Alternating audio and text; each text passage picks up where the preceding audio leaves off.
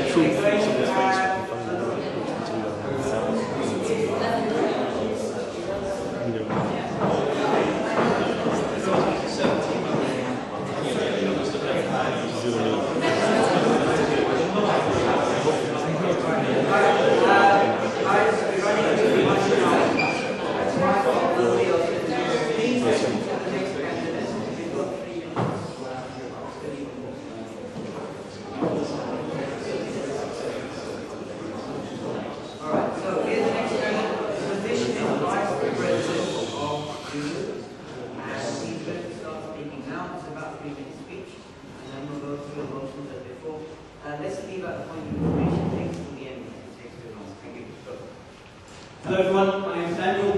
I'm a former Royal Holloway student. I'm standing for re-election as Vice President. So I've been here for a short while. As I stepped through the door, I had 150 student officers from every campus in London here for our annual training event. And every one of them said to me that ULU was a waste of time. It's irrelevant and it's a sinking ship. And I think over the past couple of months we've started to get the union going again. We've completely reorganised our clubs and society provision. We've launched an online sport shop whereby the proceeds are used to fund student projects. We've offered high quality training and development opportunities.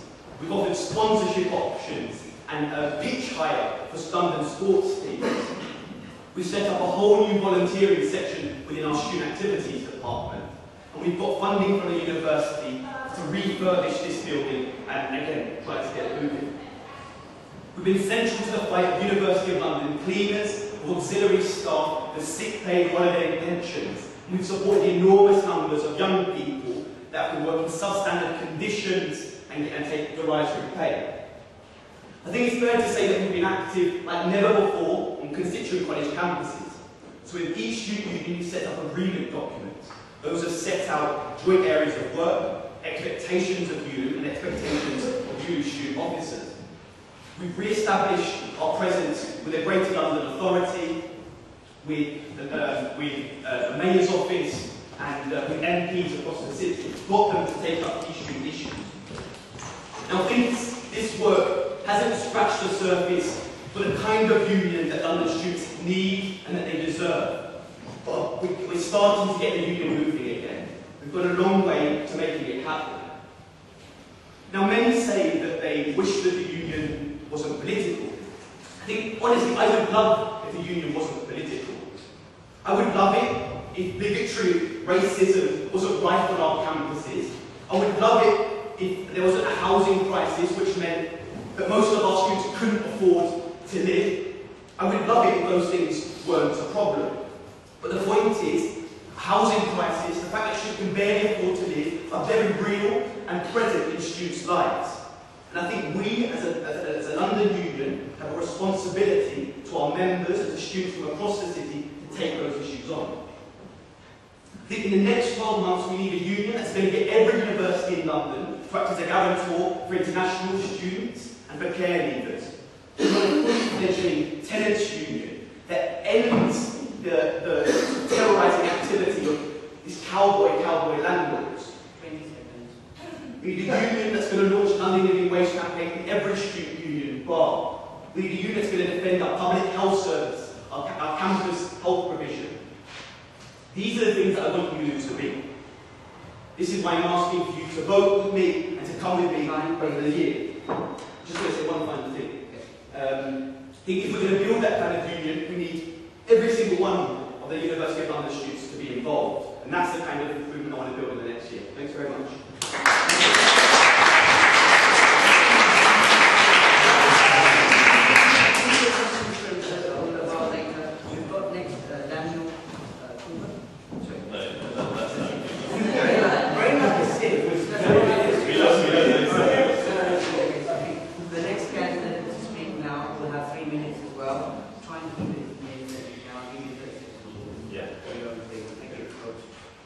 Thank you. I want to start, before I go on to the manifesto, talking about the fact that so far in the last 24 hours I've been the subject of one of the most negative campaigns I think I've ever seen in union politics. That has gone so far as involved members of my family being called unpleasant things online. That has involved people who have put my manifesto on the Facebook pages being hassled and intimidated and bullied via private Facebook messages. And I've got here my response, which is available document, and that's available on my manifesto website and Facebook. So I hope that will stop, and we can maybe get some clarity and use this Hustings to get that to my actions and responsibilities, what people try to make me sound like I'm something. So, that rather unpleasant side part. What am I standing for? Well, first of all, I want to give students back their voice, I want to amp up our activities, and I want to give ULU the students, not politics focus that I think it needs. So giving students back their voice. Despite what people have said, I'm hugely for liberation officers, and at the last Hustings and my last manifesto, I was pledging to create a liberation officer if I were elected president. I think we have to have liberation campaigns and campuses. As I say, with students, I'm aware that people have different aspects of their lives because of who they are, have different challenges, and we have to have liberation officers. It isn't done in the same way I've had it, which was, I don't think we should have a hierarchical oppression, so I think it's a liberation officer. But now we have what we have, I'm going to support it, I'm going to carry on supporting it. This is a good thing. Secondly, I also think we should have a referendum, like we saw with what happened with the Poppygate situation, which is that actually students weren't given an opportunity to take part in the referendum. They were barred from it. And I would make sure that if students have a strong view of anything, that there will be a mechanism for easily creating a petition and having that petition answered by a president or brought to the attention of the Senate. Amping up our activities, I've been involved in debating societies and other societies for my entire student life. I was a retail societies officer. What I want to do is I want to bring everything online. I want to make it really easy to get involved. I also want to have a Hustings Society Centre here at ULU, which means just be basically a resource centre in the corner where you can hang out and get into societies in order. And I also want to create networks, so say you've got baby societies in different constituent colleges, then you're going to be able to go there to ULU and build up across the entire network of the University of London. That will mean that small colleges can support big ones, and big colleges can improve their societies by helping out in small colleges. And finally, students, not politics. So I'm going to focus on education. All that matters to me is the experience students have whilst at university. And for me that means naming and shaming departments that are unfairly cutting the standard of their education. I'm a language student, I know what that feels like. I'm going to push for 25 library access across the entirety of University of London colleges. And I want to give small specialist colleges a home here at ULU so that they feel that they don't have resources, their own constituent unions, but I'm going to make sure they have a place here they can come and they can part it. So if you want to use it to be truly online and it works as students' education experience and contains strong liberation issues, then please do vote global for ULUPD.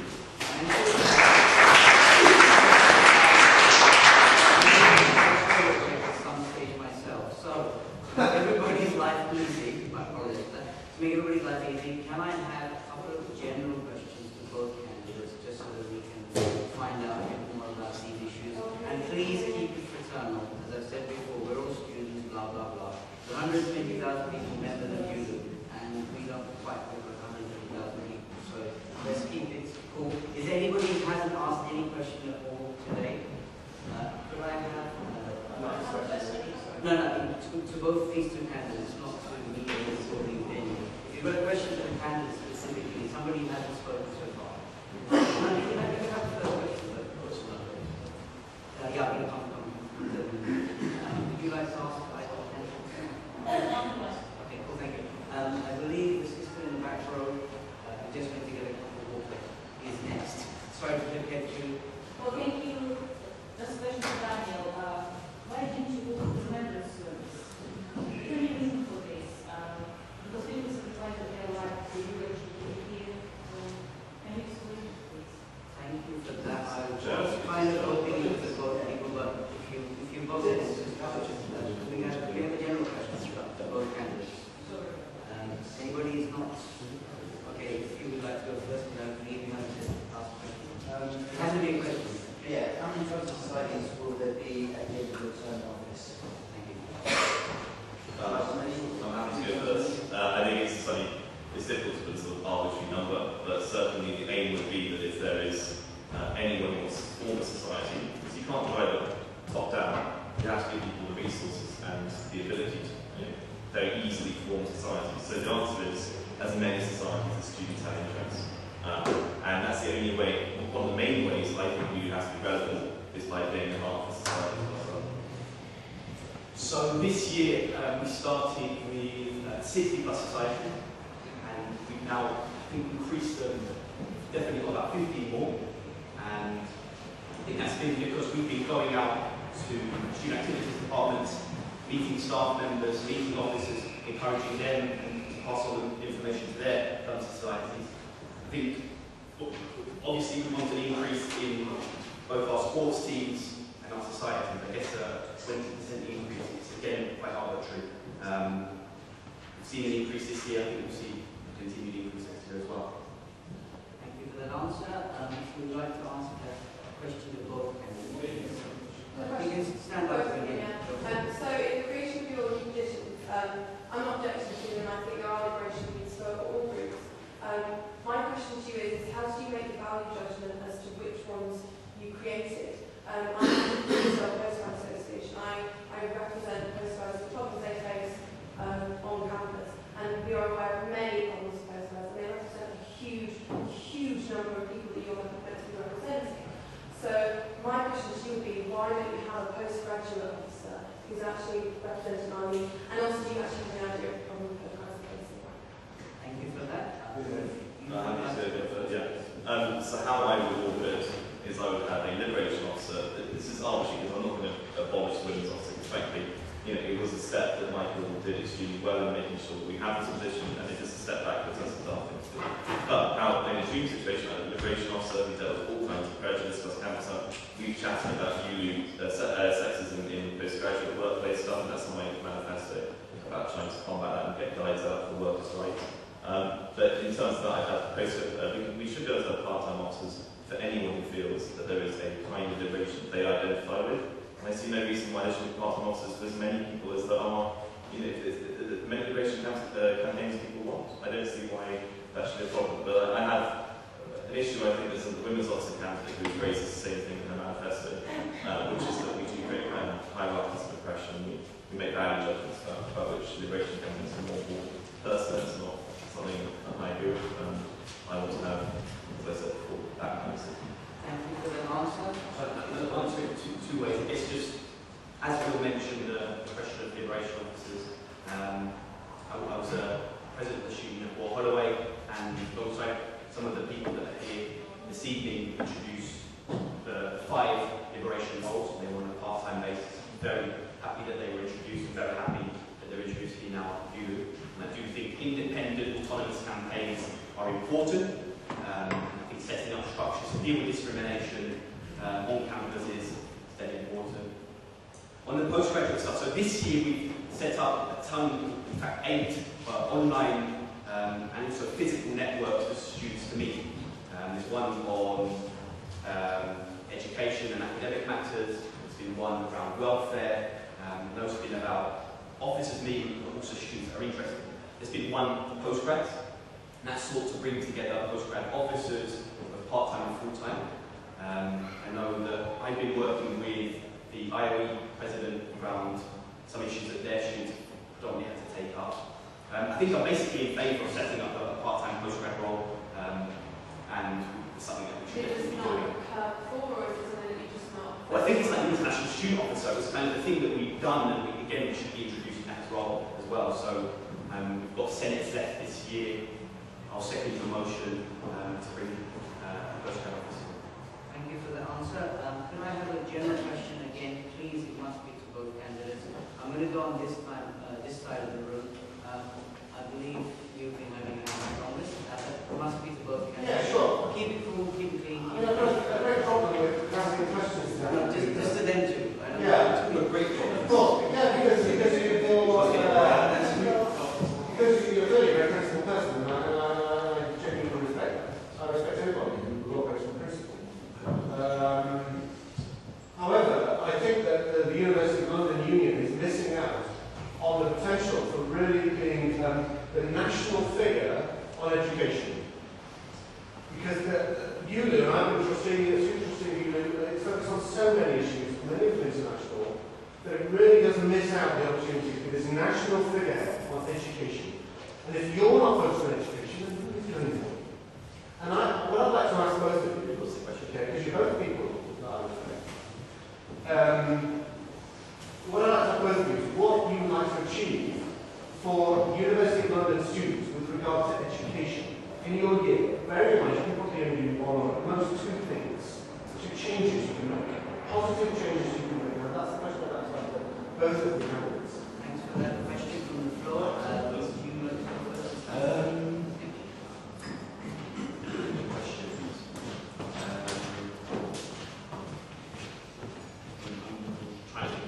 don't know first, I must do nursing for education. So, as I said, I've got my manifesto, I'll have better feedback systems. If I pick two things I want to do, better feedback systems. So I know as a man of students that my education has been deprioritised by the department and higher level because of the nature of the league tables and all these things. And I'm not happy with that. And I want a way in which I can have ULU officers, who can go out there and actually say, that department right there is not providing a good enough education, that department is not giving the quality of those students, that's number one. It's a name shaming feedback route. Number two, I think students need to be empowered to understand that actually there are mechanisms within unions and within departments, I think it's Michael Peltier, STARS, STARS, so that actually we can get involved. As far as I'm concerned, the more this structure, decision-making process, in terms of education, quality of that education, that has some kind of student voice, the better. So it's the feedback route, and of course the 24-hour library access and lots of other policies, and they put an entire 4-page on this. But education is a massive priority for me, because frankly we're students first, and politicians are a long way down this.